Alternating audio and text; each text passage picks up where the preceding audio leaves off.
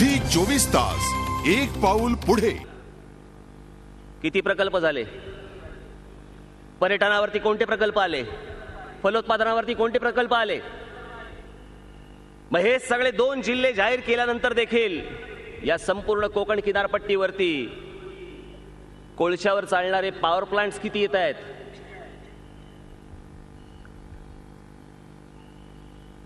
तो अणु ऊर्जा प्रकल्प वाईट असेल खड्ड्यात घाला,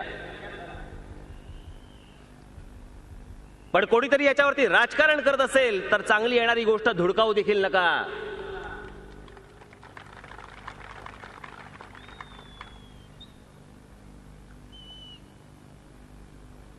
भीती घालून कसले प्रोजेक्ट घालवत आहे. मागच्या वेळेला तो एनरॉनचं पण तेच केलं.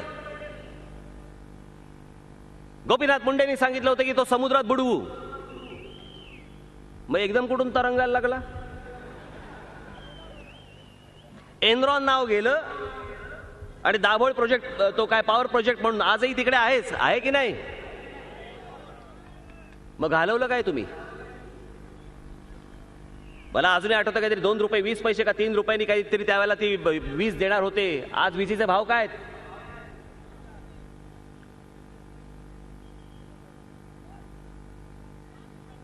नुसतंच जर राजकारण चालू असेल तर हे राजकारण देखील तुम्ही तशाच पद्धतीने धुडकावून लावलं पाहिजे. या सगळ्या लॉबी आहेत. कोळशापासून पॉवर तयार करणारी एक लॉबी आहे, अणु ऊर्जा प्रकल्पाची एक वेगळी लॉबी आहे.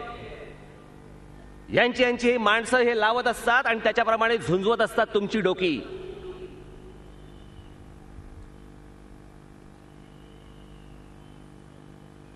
काय तर म्हणे अणु ऊर्जा प्रकल्प कोकणामध्ये आल्यामुळे काय होणार.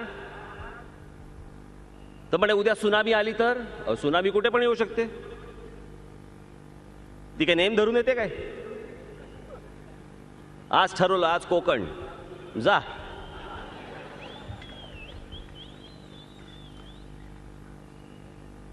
जगामध्ये शेकड्याने अणु ऊर्जा प्रकल्प आहेत.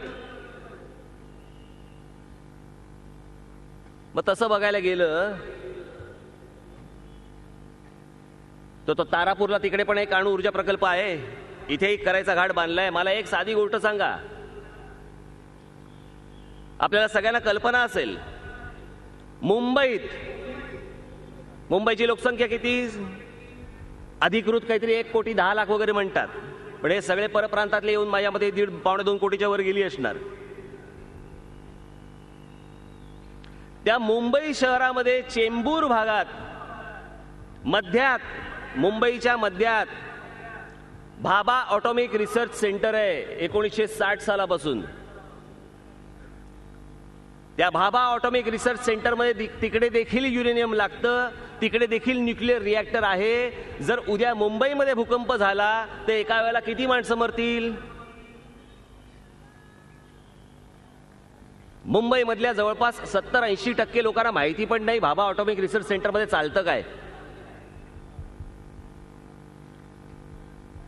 मग कोळशावरती आधारित असलेले जे काही प्रकल्प आहेत त्याच्यामुळे प्रदूषण वाढणार नाही का. फलोत्पादनाचा जिल्हा न. मला एक गोष्टच कळत नाही की या सरकारला, या कोकणामधल्या सगळ्या आमदार खासदारांना ह्याला समजत नाही कोणते उद्योग या कोकणामध्ये आणले पाहिजेत आपण. ना त्याचा पर्यावरणाशी काही संबंध, ना त्याचा पर्यटनाशी काही संबंध, ना त्याचा फलोद्यानाशी काही संबंध. हे आता आमच्याकडे राम कदम माझ्याकडे आले होते, आमचे आमदार. काय कहर चालू आहे बघा, कहर. त्यांनी आता फोटो आणलेत माझ्याकडे धरणाचे. कुठे धरण माहितीये तुम्हाला. हे आपला रायगड किल्ला, आपली महाराजांची राजधानी, त्याचा जो टकमक टोक आहे, त्या टकमक टोक सरळ जे खाली येतं त्याच्यापासून 300 मीटर वरती हे धरण बांधतायत. आणि हे धरण बांधताना तिथे सुरुंग लावून तिथे ब्लास्टिंग केलं जातंय. त्याचा परिणाम रायगडावरती होतोय. आमचे राम कदम तिकडे जाऊन विचारपूस करायला गेले, उत्तर कोणी द्यायला तयार नाही. कोण एफए कन्स्ट्रक्शन्स, म्हणजे अजित पवार आणि तटकरेंचे लाडके, हे त्यांना काम दिलंय, तिथे ब्लास्टिंग चालू आहे. झी 24 तास एक पाऊल पुढे.